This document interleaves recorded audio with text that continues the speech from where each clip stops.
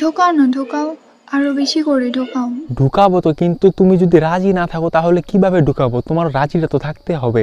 তুমি কি রাজি আছো? যখন পর্দা ফেটে যাবে তখন বুঝতে পারবে তোমরা।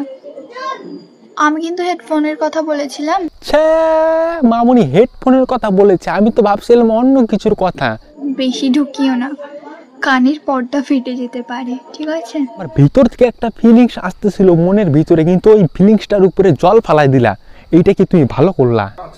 এই শিকড়ের পিক দিয়ে ভাবছি ঘুগনিটা ভাল লাগছে না, কিন্তু গুটকার পিক দিয়ে দেখি এটা খাই নাকি। কি করো, এটা বোধহয় খাবে মনে হচ্ছে।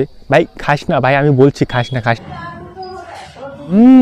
সেই স্বাদ। বলছিলাম কি, আমার 2-3টা গুটকাখোর বন্ধু আছে, ওরা সারাদিন গুটকা খায়, হাঁকতে বসতে উঠতে মুড়তে সবসময় গুটকা খেয়ে থাকে। ওদের গুটকার পিকগুলো তুই যদি খাইস না তাহলে তুই এটাতে স্বাদ পাচ্ছিস, ওটাতে স্বাদও পাবি না। কারণ ওটাতে গুটকার পিক না, শুধু জর্দা 2-3 প্যাকেট করে জর্দা আছে ওখানে, লাল একবার টিকটিকা হয়ে যাবে। আর ওটা যদি খাইস না তুই, তাহলে তোর হালুয়া তো একবারে। কাকা একবারে সেঞ্চুরি মেরে দিছো, মাথার মধ্যে টাকলা, তাতে কি হয়েছে? বউ তো আমার কোচি, এই কোচি বউটাকে নিয়ে একটু রোম্যান্স করি, তারপরে ইনস্টাগ্রামে আসি, একটু মানুষকে জ্বলাই। আজকে হলো গিয়ে 25 কেজি কাতলা মাছ ফ্রাই। এত বড় কাতল মাছ, তাও আর 3 জন। আরে দাদা, ওটা কি নিয়ে আসছো? দেখছি হাতের মধ্যে একটা দাও আছে, দাও দিয়ে আবার কোবাচ্ছে। মাছ খেতে গিয়ে কে কোবায় রে ভাই? মাছ খাবে তাও আবার কোবাচ্ছে। ও বড় মাছ না, মাছটাকে অর্ধেক করছে।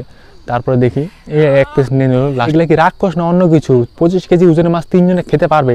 ভাই আমরা 2-3 পিস মাছ খেলে একবারে অবস্থা কাহিল হয়ে যায়। কাকা দেখছি লাঠি হাতে নিয়ে রাস্তার মাঝখানে দাঁড়ায় আছে, কি বা করবে? এখানকার একটা লোক আমাকে হুমকি দিল ভাই। ও হুমকি দিছে অন্য কেউ? পুলিশ তোকে গাড়িতে নিয়ে যাবে এখন। মুঝে পুলিশ পুলিশ আমার হয়ে পুলিশ কাঁপে থরথর করে। বেশি না 2 প্যাক বাংলা মাল পেটে পড়লে যা হয়। ভাই আমি এখানকার ডন, ভাই আমাকে কে বলবে রে পুলিশ? এই পুলিশ তো আমার দাদু, আমাকে কি বলবে পুলিশ? এরকম মানে ব্যাপার হয়ে যায়। মানে পাড়ায় অলিগলির পাশে পাশে এরকম দেখতে পাবে কথা লোকদের। কারণ এগুলা একটু 2 প্যাক খাবে আর মুখ দিয়ে যে কি উল্টা পাল্টা কি কি বলতে শুরু করবে, ভাই তোমাকে একবার পাগল করে দিবে। তুমি যদি থাকো ওইখানে আর ওর সাথে যদি একটু তর্ক বিতর্ক হয়, তাহলে তো একবারে তুমি গেলা। এটা হলো ডন, ডিও এন্ড ডন। ডন যেখানে যায় তার হাল দশাতে কি করে জানিস? কি করে লোকটা শুনবি? শুনবো, তুমি শোনাও। ইন্দামা ভোগে ছাটাই খেলা। ইন্দামা ভোগে ছাটাই খালাস। ও আমার এই পাটটা যে লেগেছে না, কি সুন্দর কাকা। ওপি তোমাকে 100তে আমি 200% দিলাম। তুমি যে দিয়েছো না, হাই ডন, আমাদের প্রোটেক্ট করো। তুমি আমার পাশে আশেপাশে দাঁড়ায় থাকবা, কারণ আমাকে জানি কেউ ছুঁইতে পারে না।